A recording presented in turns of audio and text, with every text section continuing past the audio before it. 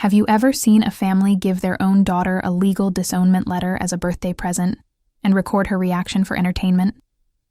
That's exactly what my family did to me on my 32nd birthday.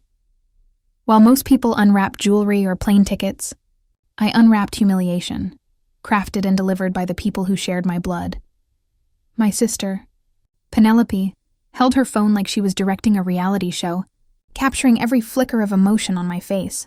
My mother's expression was a cocktail of satisfaction and self-righteous calm as she handed me an envelope embossed with our family crest. "From all of us," she said, her tone so sweet it stung. "Hello, I'm Clara Wynn, 32 years old, and this is the story of how my family publicly erased me, believing I was a failure, a mere restaurant hostess who'd wasted her potential. What they didn't know was that I'd already signed a contract that would change everything. But I'm getting ahead of myself. Let's rewind to where this all began, to the home where success was a birthright and failure was a family scandal. Growing up as a Wynn meant living in the shadow of giants. My father, Richard Wynn, was chief financial officer of Trident Global, a company worth $500 million a year. My mother, Marianne, ran a high-profile charity that graced every luxury magazine's society page.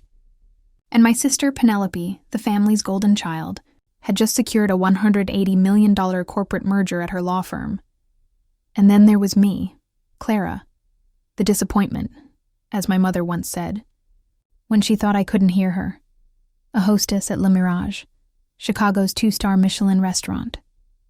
Salary, $68,000 a year, title in their eyes, failure. At Thanksgiving, the comparisons started before the turkey reached the table. "Still serving tables, dear?" my mother asked, in that polite tone she used when delivering emotional poison. At your age, I was already a board member in 3 organizations. My father didn't even glance at me. When his business partner asked about his daughters, he gestured toward Penelope. "Our eldest handles the complex negotiations." I stood right there, breathing, existing, invisible. Even Penelope's LinkedIn page had erased me. "Proud to follow my parents' footsteps in leadership," she wrote. No mention of a sister, but one person noticed what my family didn't, Daniel Hayes, the general manager at Le Mirage. After I'd managed a near disaster with international clients one night, he pulled me aside. "Clara, the way you handled that situation, that wasn't luck.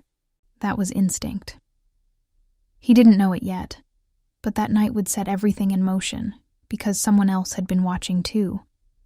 Someone who'd change my life before my family could destroy it completely.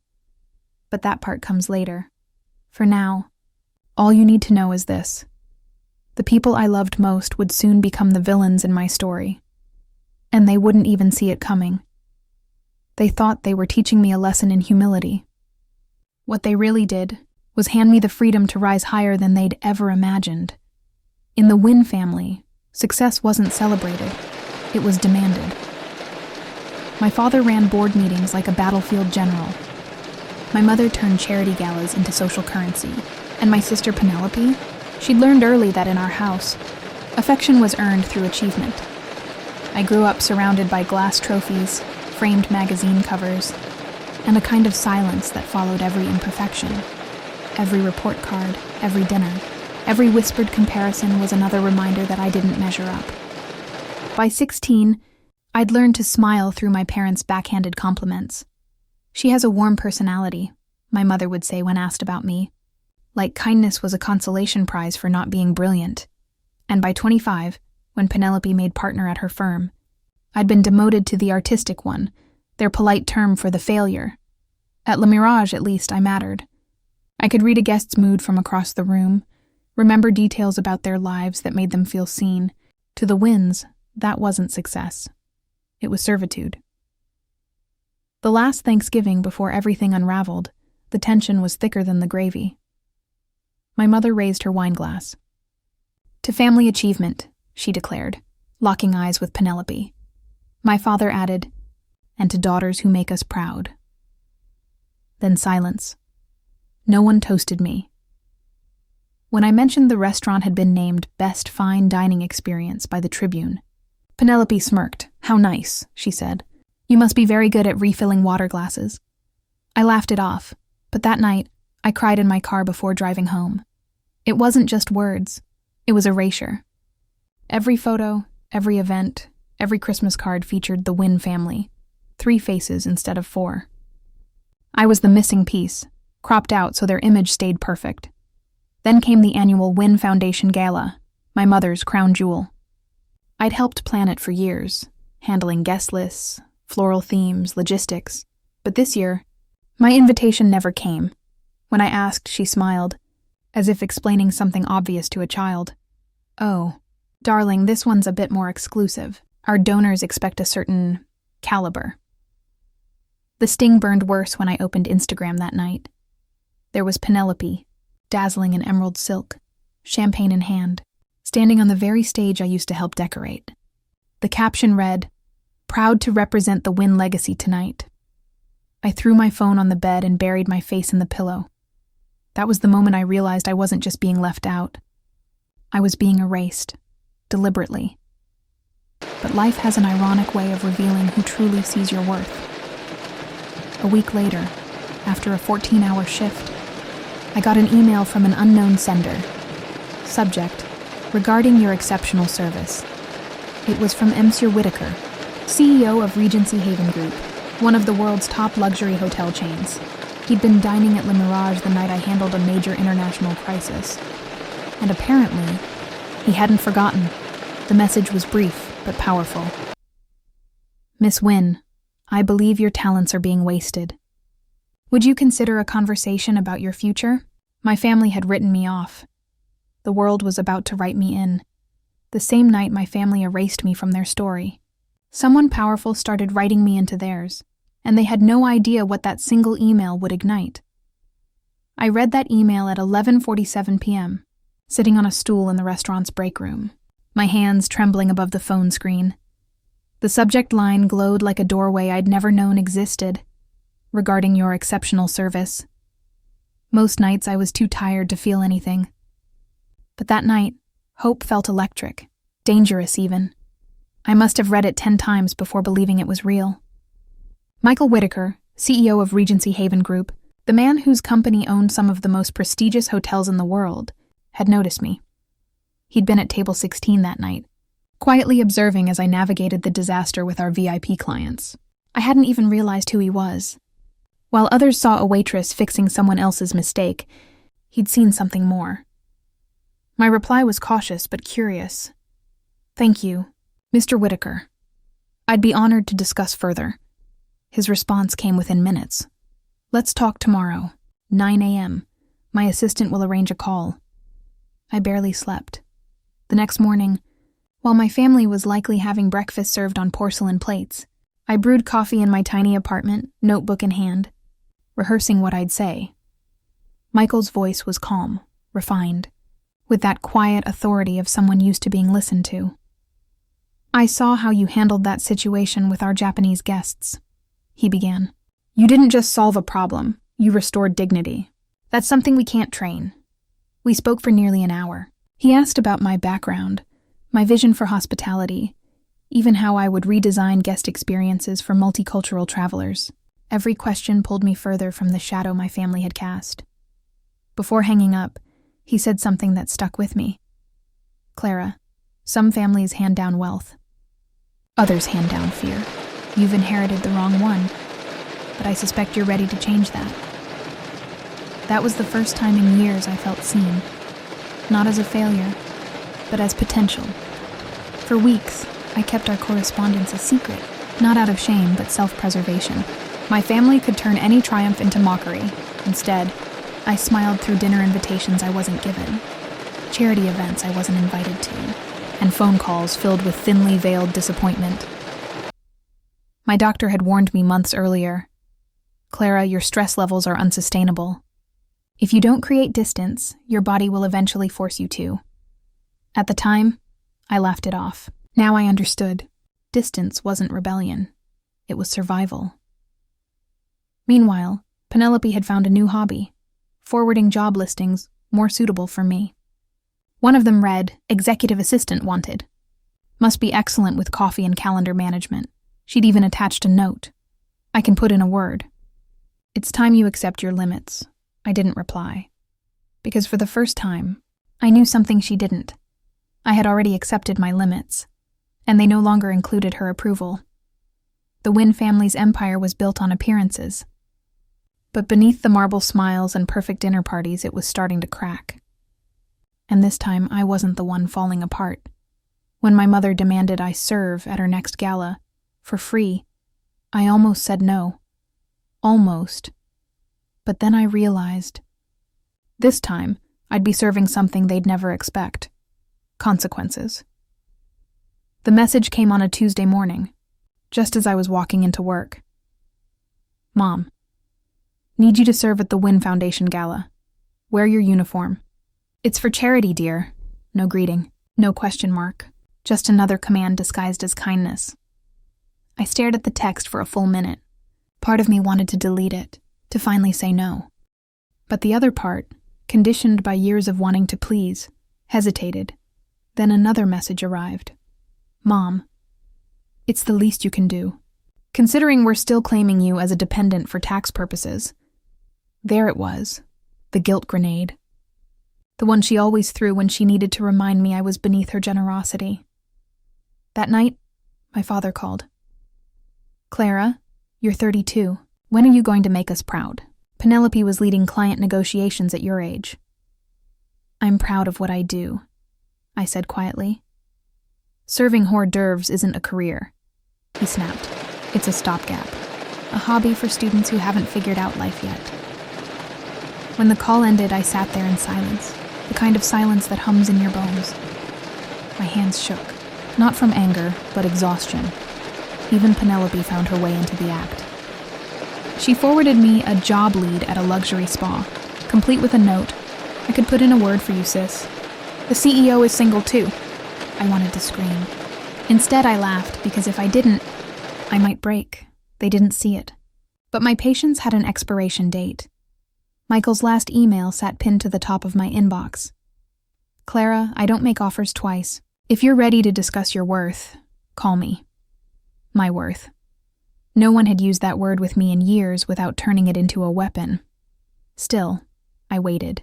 3 days, then 4. Maybe part of me still believed they'd see me differently someday. Maybe I just wanted to leave on my own terms. But life rarely offers that kind of grace. The breaking point came the following week. I'd just finished a double shift when my phone buzzed again. Another text from my mother. Mom, don't forget to bring your own apron tomorrow. The event staff ran short. You'll be representing us after all. That was it. I drove home, changed into pajamas, and stared at the ceiling until the sun began to rise. Then I got out of bed, opened my laptop, and pulled up Michael's email. Mr. Whitaker, I typed. I'm ready to discuss my value. When can we meet? His reply came 6 minutes later. Tomorrow. Regency Haven headquarters. 9 a.m. Don't be late. I didn't sleep that night. But for the first time in months, it wasn't from anxiety. It was from anticipation. Because something inside me had shifted. I wasn't waiting for permission anymore. By the next morning, I'd step into an office that would rewrite everything my family believed about me. And I wasn't walking in as a hostess anymore. The morning air felt different. Sharp. Alive. For once, I wasn't walking into Le Mirage's service entrance, but through the revolving doors of Regency Haven Group's downtown headquarters. I'd borrowed my friend's charcoal blazer, pressed my best white blouse, and tied my hair back. My heels clicked across the marble lobby floor like the punctuation of a sentence I was finally ready to finish. Good morning, the receptionist said, smiling. You must be Ms. Wynn. Mr. Whitaker is expecting you. Those words, expecting you, hit me harder than I thought they would. No one had ever expected me anywhere before, not really. The elevator ride to the 42nd floor felt endless. I tried to steady my breathing, clutching the folder that held my resume. Outdated, unimpressive, but mine. When the doors opened, I found myself in a world that smelled of power and quiet confidence. Frosted glass, city views, and soft jazz humming through hidden speakers. And there he was. Michael Whitaker, in a navy suit, the kind of presence that didn't need introduction. He stood, offered his hand, and said, "Clara Wynne, the woman who turned fury into a friendship." I blinked. "You saw that night?" he smiled. "I didn't just see it. I studied it. The way you bowed, the tone you used. It wasn't training. It was empathy. You made a furious man feel respected. That's an art form most executives never learn." For the first time in a long time, I wasn't defending my job. I was being recognized for it. He gestured for me to sit. "Tell me," he said, "if you could design hospitality from scratch, what would it look like?" I hesitated, then spoke from instinct. It would be about understanding, not impressing. People don't remember chandeliers. They remember how they felt when someone looked them in the eye and really listened. He nodded slowly, eyes glinting with approval. "You sound like someone who's been underestimated too long." We spoke for over an hour, about languages, culture, crisis management, and the psychology of respect. He took notes, real ones. When I finished, he closed his notebook and said, "Clara, I'm building a new division. Something global, something human. I want you to be part of it." My throat tightened. "But I'm just a—" "Stop there," he interrupted gently. "Never finish a sentence with a limitation. You're not just anything." He slid a card across the table, Michael Whitaker, CEO, Regency Haven Group on the back. A handwritten line. "Talent is invisible only to those who fear it." As I left the building, the wind hit my face like a baptism. I didn't know where this road would lead, but I knew one thing for certain. I was done asking my family for validation they'd never give. That night, I emailed my resignation letter to Le Mirage. Daniel Hayes replied within minutes. "Proud of you. Go make them see what we already knew." For the first time in my life, I felt like I'd chosen me. But destiny has a sense of timing, and just when I thought I was walking away quietly, my family planned the birthday celebration that would make sure the whole city watched me fall. February 29th, 2024. The day my family decided to turn my birthday into a performance. My mother called a week before. Her voice dripped with artificial warmth. "Darling, we're throwing you a birthday dinner at Maison de Verre. Private room, just family and a few close friends." Every instinct told me something was off. My family didn't do birthdays unless they had a reason to parade success. Still, I agreed. Maybe some naive part of me wanted to believe they were capable of kindness. The night arrived cold and clear. I wore my new navy dress, the one I'd bought with my last paycheck from Le Mirage. My mother always said navy was respectable but forgettable. It felt fitting. When I walked into the restaurant's private dining room, I realized instantly, this wasn't a celebration. It was a setup. The room shimmered with crystal and gold, filled with relatives I hadn't seen in months. Cousin Nora, Uncle Grant, even family friends who treated gossip like currency. 15 people, all wearing the same polite smile. My sister Penelope was adjusting her phone on a mini tripod. "For memories," she said with a grin that didn't reach her eyes. The camera was angled directly at my seat. My mother raised a glass of vintage champagne. "To Clara," she announced grandly. "May this year finally bring her purpose." Laughter fluttered around the table like knives disguised as butterflies. My father cleared his throat. "Before we eat," he said, "we have a little something for you." Penelope pressed record. My mother slid a gold envelope across the table, embossed with the Wynne crest. "From all of us," she said, smiling the way people do when they've already won. I hesitated, then opened it. At first, I thought it was a joke. A cruel, absurd joke. But the letter was real, typed on official family stationery, signatures gleaming at the bottom. "We, the Wynne family, hereby disassociate from and disown Ms. Clara Elise Wynne, effective immediately. She is no longer recognized as a member of the Wynne household or entitled to any familial support or association with the Wynne name in professional or personal matters." 3. Signatures. Richard Wynne. Marianne Wynne. Penelope Wynne. Dated. That very day, my birthday.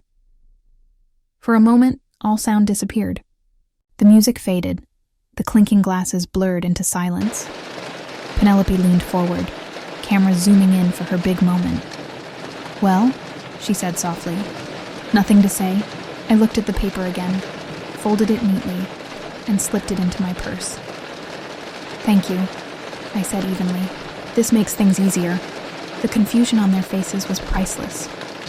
My father sputtered, "Easier?" I stood, adjusting my coat. "You've given me written proof that I owe you nothing. Happy birthday to me." My mother's face tightened. "Where do you think you're going?" "To start my real life," I said. Then I looked directly at Penelope's camera. "Make sure you save that footage. You'll want to remember this night. Just not for the reasons you think." I walked out, the sound of my heels echoing like a countdown. Each step felt like I was walking out of a cage that had taken me 32 years to recognize. They thought they'd humiliated me. But less than 36 hours later, the same failure they disowned would step into an executive office and rewrite the Wynn name forever. March 1st, 2024. 2 days after my family disowned, me in front of half the Chicago Social Register. I stood outside the shimmering glass tower of Regency Haven Group, my new workplace. The morning sun reflected off the building like polished steel, and for a moment, I saw my own face mirrored back. I barely recognized the woman staring at me. She wasn't the Wynn family's disappointment anymore. She was something else, something new. The security guard smiled as I approached. "Morning, Director Wynn," he said, handing me an ID badge. Director, the word hit differently. It felt earned. The elevator ride to the executive floor felt like floating through another dimension. I stepped into a hallway lined with sleek art and soft lighting that whispered, "You belong here." When I reached my office, I froze. My name, Clara Wynn, Director of Guest Experience, was already engraved on a glass nameplate beside the door. Inside, the corner office overlooked the skyline, floor-to-ceiling windows stretching over Lake Michigan. My desk was minimalistic, the kind that screamed quiet authority. A small note sat in the center. "Welcome home, M.W." Michael appeared in the doorway moments later, his usual calm confidence grounding the room. "How does it feel?" he asked. "Like I've stepped into someone else's life," I admitted. "No," he said simply. "You've stepped into the life you were meant for. It just took longer to claim." He led me to the conference room where 25 people waited. Managers, executives, coordinators. "Team," he announced, "meet your new director. Clara will be heading our International Guest Experience Initiative. She's here because she understands something most people forget. Hospitality is about humanity." They applauded. Me. I spoke briefly, voice steady though my hands trembled beneath the table.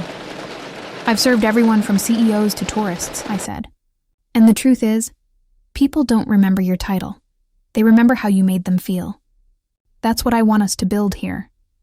By the time I finished, I could see it in their eyes. Respect. Later, Michael handed me a sealed folder. "Your first assignment, prepare the keynote speech for our annual Regency Excellence Gala.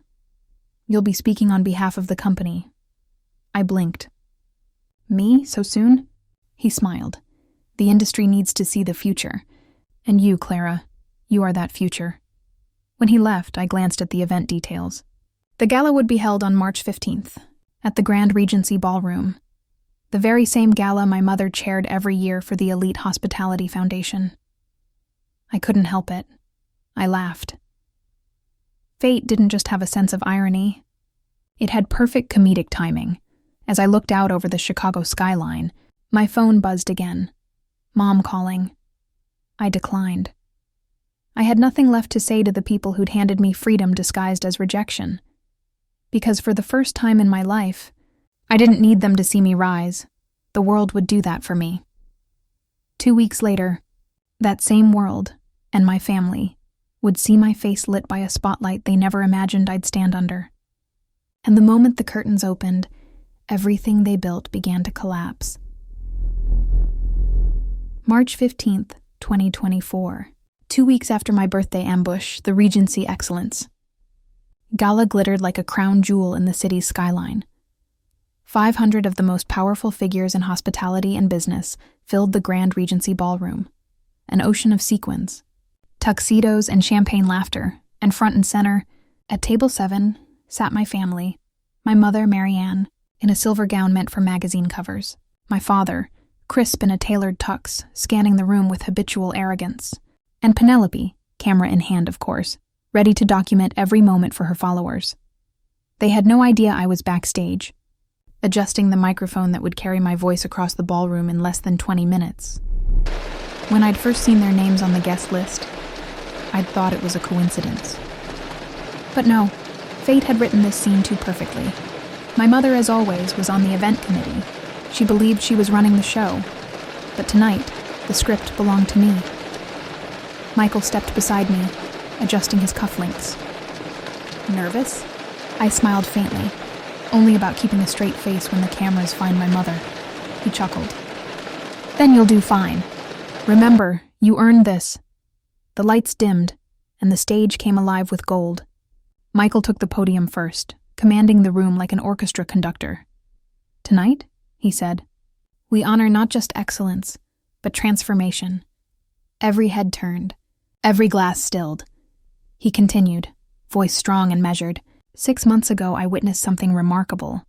A hospitality crisis that could have cost millions, transformed into opportunity by one woman's instinct. Intelligence and grace. I could see my mother's polite smile freeze. She had no pedigree, no powerful connections, no prestigious title, Michael said. What she did have was empathy, composure, and vision. That's what true leadership looks like. The giant LED screens behind him flickered to life, showing footage from various Regency properties, then cutting to a name printed in gold letters, introducing Director of Guest Experience, Ms. Clara Wynne. The crowd erupted in applause. The sound hit like thunder. I stepped into the light. Every spotlight found me. Every camera turned. The applause turned into whispers, and the whispers into stunned silence as familiar faces in the front row finally saw me. My mother's champagne glass slipped from her hand and shattered across the tablecloth. My father's expression crumbled into disbelief. Penelope's phone slipped from her fingers, camera still recording the linen. I walked across the stage with steady steps, the same poise they once mocked as waitress Grace. Michael pinned the Regency insignia to my dress. Welcome, Director Wynne, he said proudly. The audience rose in a standing ovation. But I wasn't looking at them. I looked directly at table 7, at the people who'd spent years telling me I wasn't enough. And in that moment, I wasn't angry anymore. I was free. As the applause echoed through the ballroom, my family started toward me, desperate, panicked, exposed, and I was ready. Because this time I wouldn't serve their table. I'd serve them justice. The applause still thundered as I stepped up to the podium. Every eye in the ballroom was on me. Executives, investors, journalists, and, most importantly, my family. I took a slow breath, feeling the weight of years lift from my chest. The microphone buzzed softly as I began. Thank you, Mr. Whitaker, and thank you to everyone here tonight, I said, my voice calm but steady. It's surreal to be standing here when not long ago, I was the one serving the champagne you're holding. A soft murmur rippled through the audience. My mother shifted in her seat, gripping her napkin. For 5 years, I continued, I worked as a hostess at Le Mirage. I've served CEOs, diplomats, and families celebrating milestones. And I learned something simple, but powerful. People never remember your title. They remember how you made them feel. The room quieted. I glanced down at table 7. My mother's face was expressionless, but her hand trembled as she lifted her glass. True hospitality, I said, isn't about power or prestige. It's about empathy, about recognizing worth in those who others overlook. Behind me, the LED screen lit up with images of Regency staff, bellhops, cleaners, chefs, receptionists. These are the faces of real excellence, I said. People who work quietly yet make the world feel seen. And starting tonight, Regency Haven will launch a new program, from frontline to leadership, to give them the opportunities they've always deserved. The audience erupted in applause. Cameras flashed. Somewhere in the crowd, someone shouted, "Bravo!" But my focus stayed on the front table. My father's jaw was tight, his smile forced. Penelope looked like she'd swallowed her pride and couldn't find a way to hide it. I clicked to the next slide. Photos from the night I'd saved the Japanese delegation crisis at Le Mirage. There I was, bowing to the guests, calm and composed. Then, on the edge of the frame, blurred, but unmistakable, my parents sat at their own table laughing, oblivious to what was happening 3 feet away. The timing was divine. My mother's complexion drained to ash. My father leaned forward, whispering sharply, "Is that?" I continued without missing a beat. That night changed my life. Someone important noticed the way I handled that situation. He saw potential where others only saw a waitress. That person was Michael Whitaker, and that moment became the bridge to this one. The audience rose in another round of applause. I smiled. To everyone who has ever been told they're not enough, remember, you don't need permission to rise. Sometimes rejection is just redirection. And with that, I stepped away from the podium. The applause was deafening. The camera lights flared, and at that exact moment, my mother rose from her chair, pushing through the crowd toward the stage. Her heels clicked in fury, her committee badge swinging like a weapon. "Clara, how could you not tell us?" she demanded, voice tight with desperation. I turned, microphone still on. "Tell you?" I asked softly. "You disowned me, remember? February 29th, 7:41 p.m. You even filmed it." Gasps rippled through the crowd. My father stood now too, stammering. "That was just motivation." The audience whispered like a storm brewing. The cameras didn't miss a thing. Security began to move in, and for the first time in my life, I realized power didn't mean shouting louder. It meant speaking calmly while the world finally listened. And my next words would make sure everyone heard the truth. For years, my family had the microphones. That night, I finally had one, and I wasn't about to waste it. Security approached quietly, 2 staff members in black suits moving toward the stage. My mother tried to stop them, her voice rising above the chatter. "She's my daughter," she cried. "Correction," I said calmly, my voice carrying through the speakers. "I was your daughter. You signed the papers yourself," the crowd gasped. Dozens of phones lifted into the air, recording everything. Michael appeared at the edge of the stage, signaling to the security team to hold. He nodded at me once, a silent go-ahead. My mother's face crumpled into panic. "Clara, please, people are watching." "Yes," I said evenly. "They are, just like they watched when you gave me that disownment letter on camera." I reached into my portfolio and pulled out the gold envelope, the same one they'd handed me on my birthday. I held it up for the cameras. "This," I said, my voice steady, "was my birthday gift. A legal document declaring me unworthy of your name." The ballroom fell into complete silence. Even the photographers stopped clicking. I unfolded the paper, reading aloud the first line. "We, the Wynn family, hereby disassociate from and disown Ms. Clara Elise Wynn, effective immediately." Then I looked directly at them. "Well," I said softly, "congratulations. You succeeded. I'm not your daughter anymore. I'm the woman you tried to erase, and the one this company proudly calls director." My father stepped forward, face red. "This is cruel. We're family. Family doesn't humiliate their own for sport," I replied. "Family doesn't film your pain and call it motivation." My words weren't angry. They were surgical. Each one cut exactly where it needed to. Security stood ready, but I raised a hand. "It's all right," I told them. "They're leaving." Then I turned back to my mother, who now looked smaller than I'd ever seen her. "You told me to serve your gala," I said. "So I did. I served you the consequences." The audience erupted, half in shock, half in awe. A journalist from the Tribune shouted, "Ms. Wynn, is this true?" I smiled. "It's all on video," I said, glancing at Penelope. She made sure of that. Penelope's mouth fell open. Her camera light still blinked red, live streaming the entire confrontation to thousands. My mother tried one last time. "Clara, please, we can fix this." "No," I said. "You can't fix something you broke on purpose." Security moved gently but firmly, guiding them away from the stage.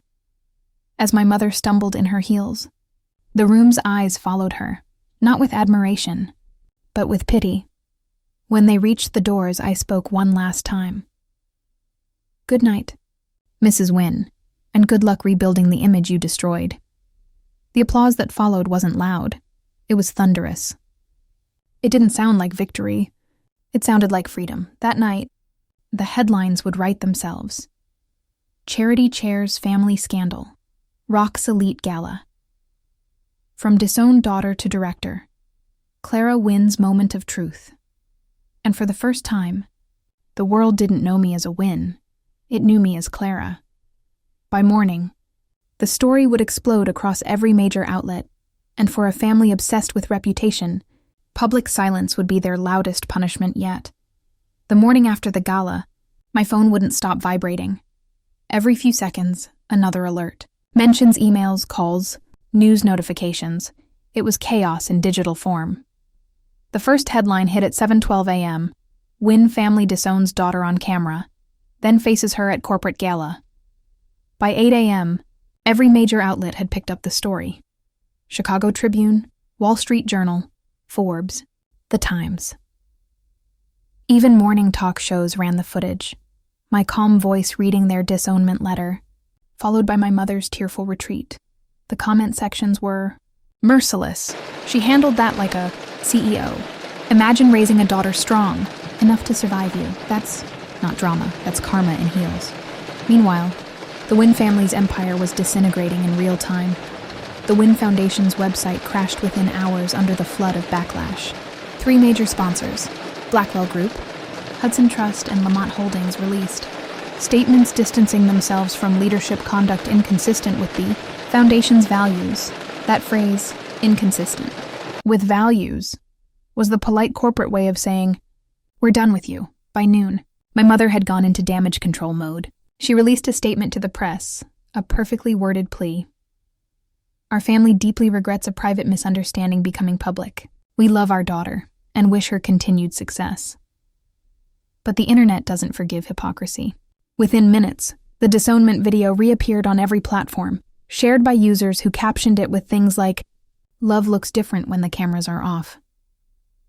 The foundation board convened an emergency meeting that same afternoon. By 5 p.m., the headline read, "Marianne Wynne resigns amid controversy."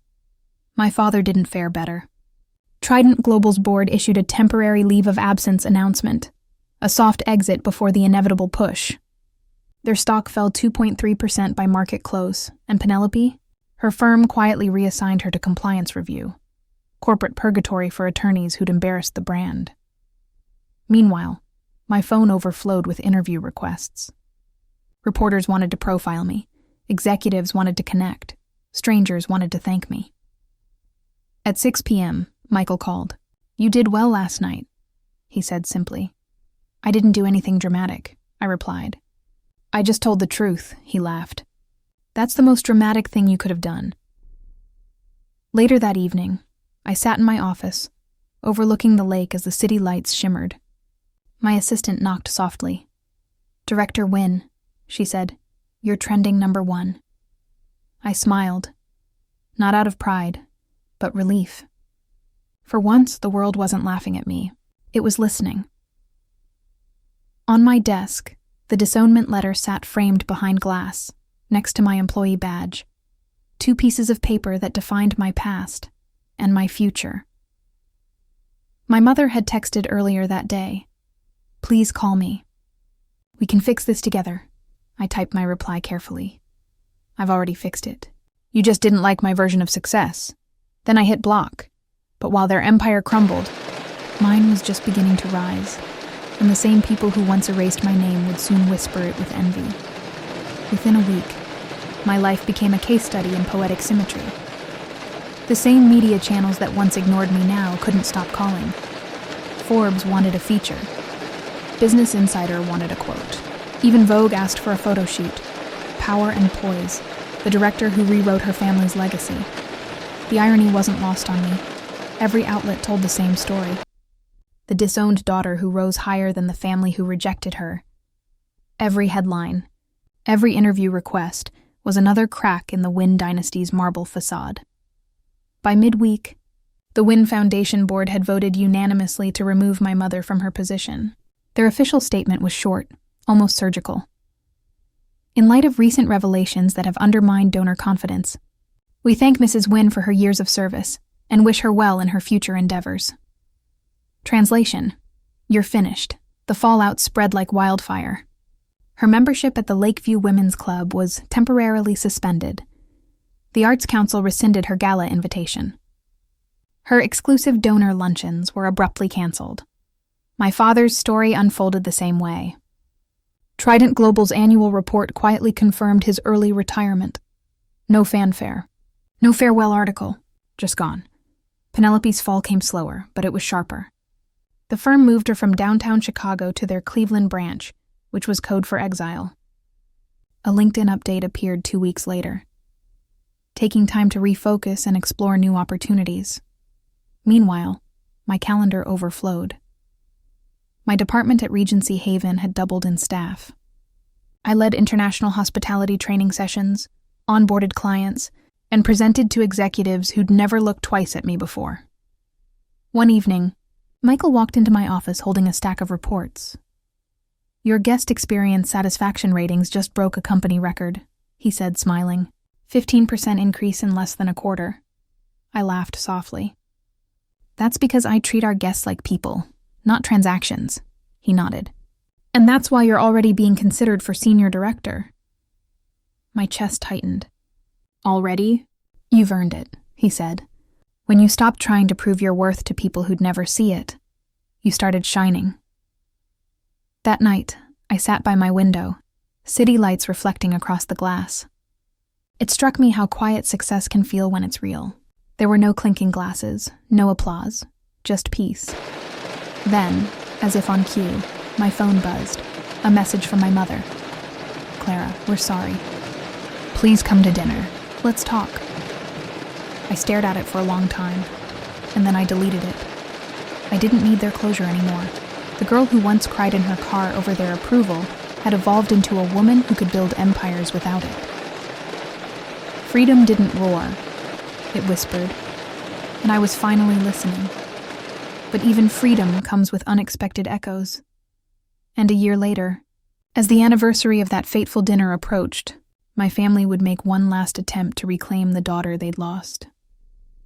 A year passed quietly, like a curtain gently falling after the final act of a play.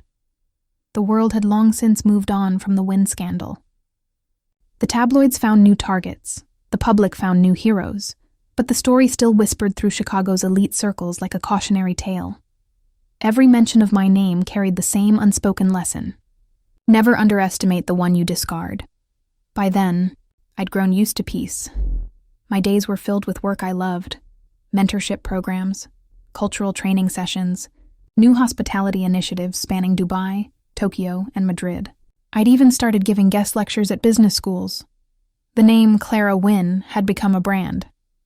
Not of wealth or lineage, but of resilience.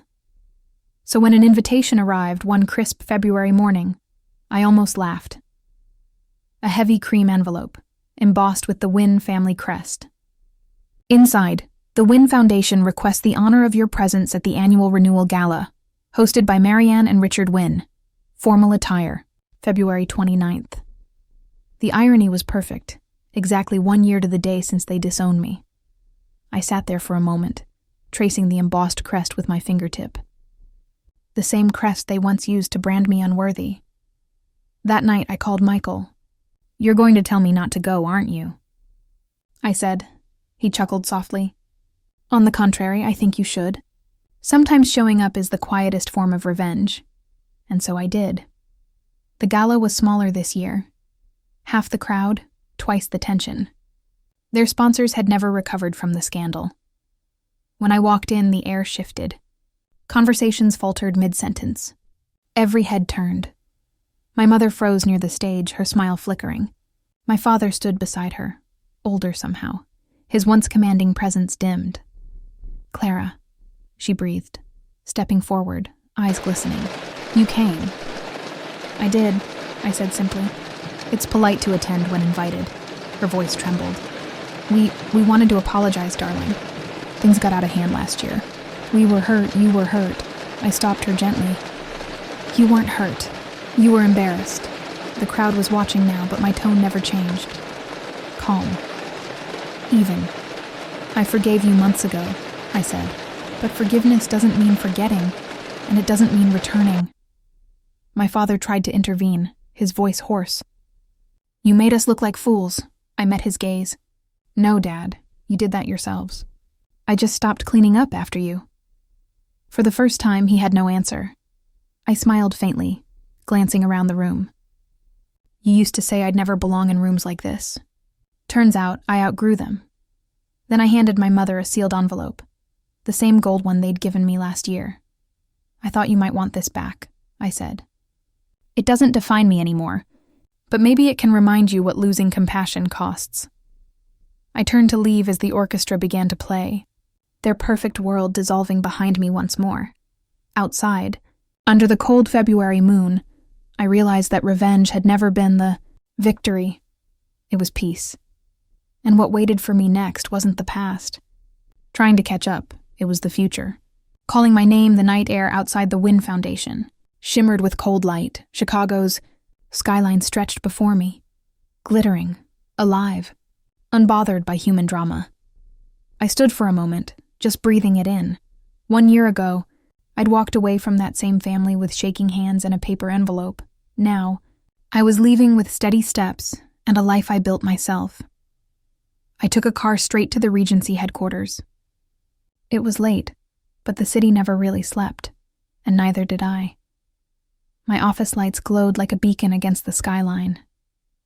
Inside, everything was quiet except for the hum of the city below.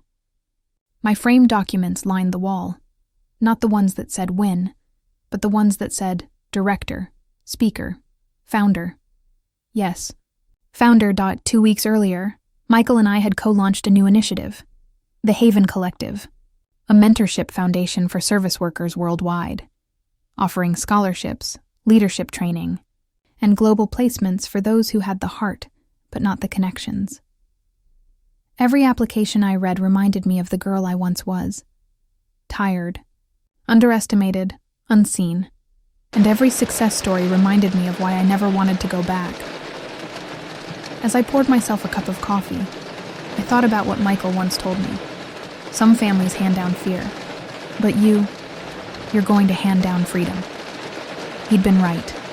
The Win legacy was built on reputation. Mine was built on resilience. The difference was, mine couldn't be taken away.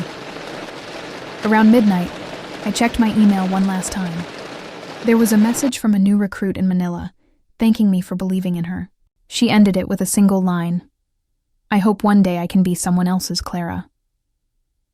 I smiled, because that, right there, was the real ending. Not revenge, not the headlines, legacy before leaving. I stood by the window and whispered, thank you, though I wasn't sure to. Whom, maybe to the pain that pushed me, maybe to the people who taught me how strong I could be by underestimating me, maybe to myself for not giving up when it would have been easier to stay small. I locked the office and stepped outside. The streets were quiet, a light snow falling, soft, forgiving. A taxi passed by, its lights reflecting across the wet pavement, and I realized I finally understood something. Peace doesn't mean forgetting what happened. It means it no longer hurts to remember. As I walked toward the corner, my reflection flashed briefly in the glass doors. Not the waitress, not the disappointment, not the win, just Clara, and that, finally, was enough. Because sometimes, the most powerful story isn't about who wronged you, it's about who you became after they did. And in that quiet victory, I found everything they said I'd never have, a name worth remembering.